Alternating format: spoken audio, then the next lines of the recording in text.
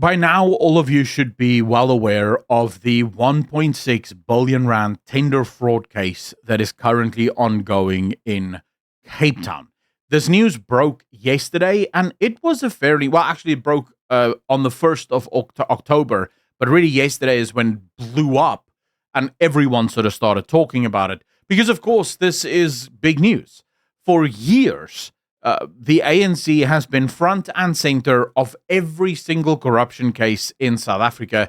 They're involved in all sorts of corruption, and the DA is the proverbial watchdog, right? They continuously attack the ANC for being this incredibly corrupt organization. And now, finally, the ANC had the ability to go, gotcha, you are corrupt as well, you.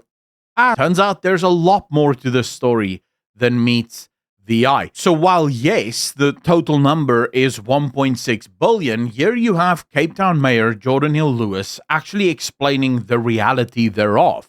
We're very supportive of SAPS. They're great partners, but that was irresponsible and unfortunate, and I wish they hadn't done that. And we have taken that up very strongly with SAPS to object to the use of that because it is so easily misunderstood by the public to suggest that this is the total amount under investigation. In reality, it is probably a small fraction of that. It's hard to put an exact number on it now before the investigation. Okay, so basically what this actually means is that the 1.6 billion is the total value of the projects that was going on, because all of this fraud is linked to construction, some roadwork construction, and some just normal houses and buildings and stuff that was being built. Right here, Geordin Hill-Lewis actually confirms who are the people under suspicion. I honestly don't know their names. They are junior officials, but they're involved on some level in the supply chain management. So basically, 1.6 billion rand worth of contracts were handed out to construction companies.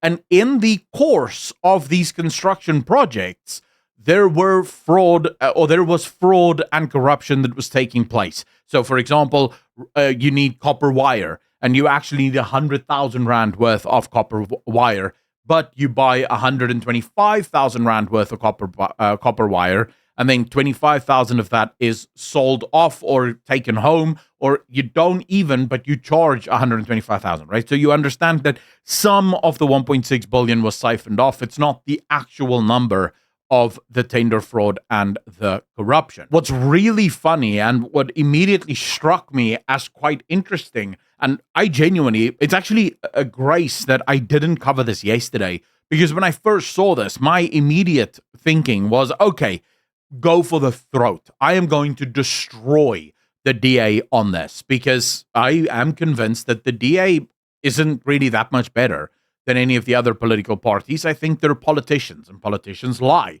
But we had immediately the ANC caucus leader that came out and said the ANC feels vindicated by this action, as it confirms our long-held view that the city of Cape Town is rotten with corruption, and the fallacy of a best-run city was one day going to fall. You had the Good Party's Secretary General Brett Herron, who said, while the Democratic Alliance frequently holds up Cape Town as a model of clean governance, the pattern of emerging scandals tells a different story. It points to a systemic failure in oversight, accountability, and due diligence within the city of Cape Town. And the National Coloured Congress leader, Fadil Adams, had something similar to say about the DA. And immediately when I saw all of this, I thought to myself, oh, so here we go. The DA they might just be a little bit better at hiding their corruption. It actually turns out that the entire reason that SAPS is even investigating this is because the DA reported it to them. Hey guys, so just very quickly, a correction here, or I shouldn't say a correction, it's more an addition to the video. You need to be aware that there's now another whistleblower, or maybe the original whistleblower, but the article was a little vague in how it expressed it. After recording the video and editing the video, I became aware of a whistleblower who actually first blew the lid on the corruption that was going on within the city. They then reported it to the city as well as to South African police. The city immediately started their investigation. SAPS did something, not really sure what. The city then concluded their investigation, found that there was enough there to warrant a formal investigation, and thus made a case at the South African police service. And this is now, at least according to the city, where this investigation comes from. That's why SAPS is raiding these buildings. Everything else is still in the video and it's pertinent, but I wanted you guys to have the update so that you know. Here you have Lewis himself saying, the city manager became aware of these allegations roughly 1 month or maybe 5 weeks ago.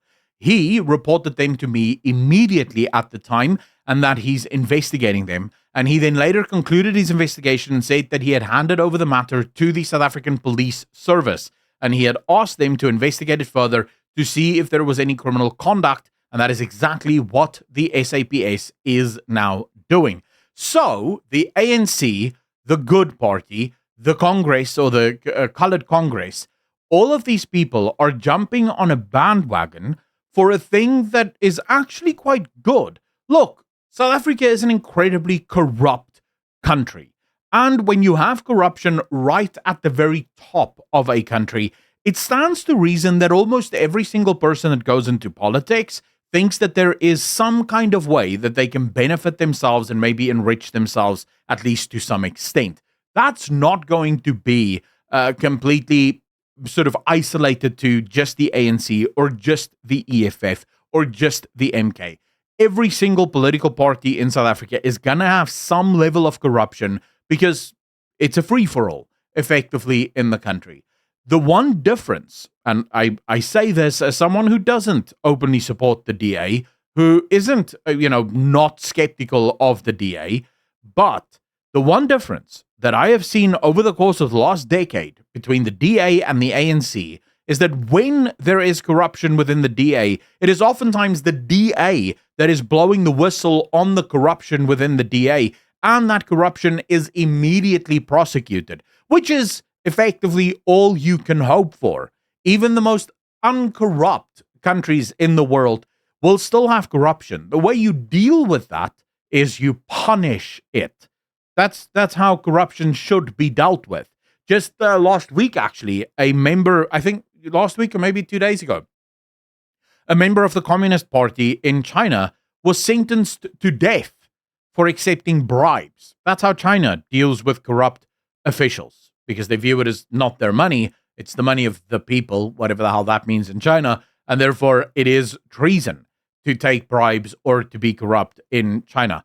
Because you have to take these things seriously. Every single time you forgive that sin, it makes the sin okay. And that's why in South Africa, when you're part of the ANC, part of the EFF, the rules really are more just like guidelines, and these guidelines are very loosely held. And basically, if you don't have to think about it, you can do it.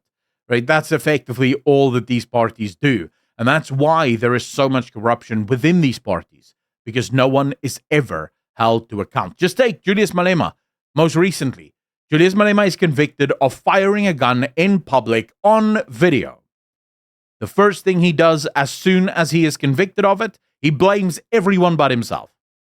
That was the moment that Julius Malema could come out and say, guys, what I did was absolutely stupid and I will abide and accept the punishment on me because, yes, it was stupid. No. Double down, triple down, blame white people, blame racism, because obviously it's not your fault. And until we deal with that sickness in our society, until we deal with the fact that you and you alone are responsible for your own downfall, we will never move forward as a country. As always, hit the like if you liked, the dislike if you didn't. Let me know in the comment section down below what you think of this story. Do you think the DA handled it correctly, or are you sort of still waiting for a bit more information?